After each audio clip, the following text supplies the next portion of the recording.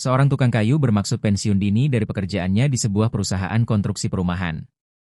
Ia menyampaikan keinginannya tersebut kepada pemilik perusahaan. Tentu saja, karena tidak bekerja ia akan kehilangan penghasilan bulanannya. Akan tetapi, keinginan si tukang kayu ini sudah bulat. Ia sudah merasa lelah, ia ingin beristirahat dan menikmati sisa hari tuanya yang penuh damai dan ketenangan dengan anak juga istrinya. Di pihak lain, pemilik perusahaan merasa sedih kehilangan salah seorang pekerja terbaiknya. Ia selalu memohon pada tukang kayu tersebut untuk membuatkan sebuah rumah untuk dirinya, sebagai karya terakhir yang bisa dipersembahkan bagi perusahaan. Tukang kayu mengangguk menyetujui permohonan pribadi pemilik perusahaan tersebut. Tetapi sebenarnya hati kecilnya menolak dan merasa terpaksa. Pikirnya, si pemilik perusahaan tidak mau rugi. Bahkan saat-saat terakhir pun ia masih dipekerjakan. Hatinya tidak sepenuhnya tercurah pada pengerjaan rumah tersebut. Dengan bahan sekadarnya dan bekerja ogah-ogahan ia pun mengerjakan proyek itu. Alhasil, rumah pun selesai dengan hasil yang memang tidak optimal. Ia telah mengakhiri karirnya dengan prestasi yang tidak maksimal. Ketika pemilik perusahaan itu datang melihat rumah yang dimintanya, sang tukang kayu lalu menyerahkan kunci rumah yang telah dibuatnya tersebut. Sang pemilik rumah mengucapkan terima kasih atas karya terakhirnya itu. Seraya menyalami sang tukang kayu, ternyata sang majikan, pemilik rumah, menyerahkan rumah yang telah dibangun oleh tukang kayu tersebut. Ambillah, pakailah rumah ini untuk hari tuamu dan anggaplah ini sebagai ungkapan terima kasih perusahaan terhadap dedikasi dan loyalitasmu selama ini. Demikian pemilik perusahaan menyampaikan kata-kata perpisahan. Betapa terkejutnya si tukang kayu.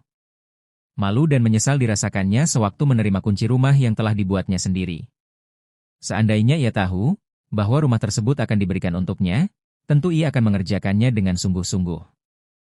Itulah kehidupan yang penuh dengan misteri. Waktu yang merupakan aset terbesar kita terkadang menjadi sia-sia yang diakhiri dengan penyesalan.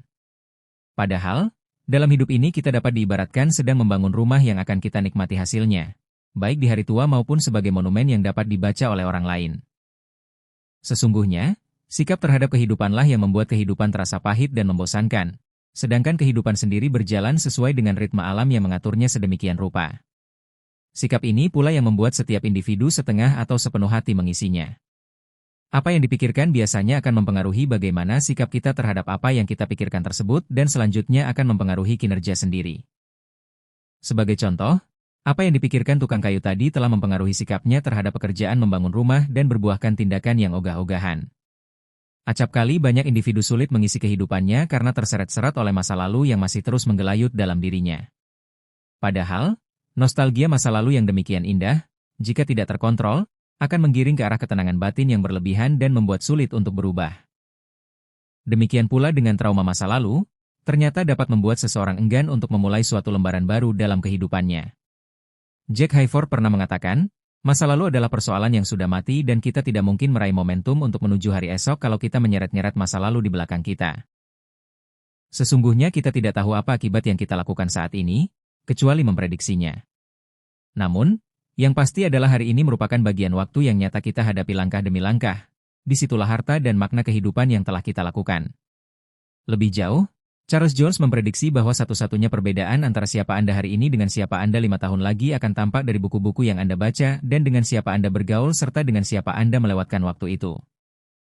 Itulah sebabnya apapun yang dilakukan saat ini tugas dan tanggung jawab yang diberikan serta jabatan yang kita sandang saat ini seharusnya kita laksanakan dengan sebaik-baiknya, karena apa yang ditabur itu pula yang akan dituai. Seorang arsitek pernah bertutur bahwa hidup adalah proyek yang kau kerjakan sendiri. Pada akhir perjalanan kita akan terkejut saat melihat apa yang telah kita lakukan dan menemukan diri kita hidup di dalam sebuah rumah yang kita ciptakan sendiri. Terima kasih sudah menonton sampai akhir. Jika kamu menikmati konten seperti ini, dukung terus channel ini dengan like, komen, dan subscribe ya. Sampai jumpa di video berikutnya.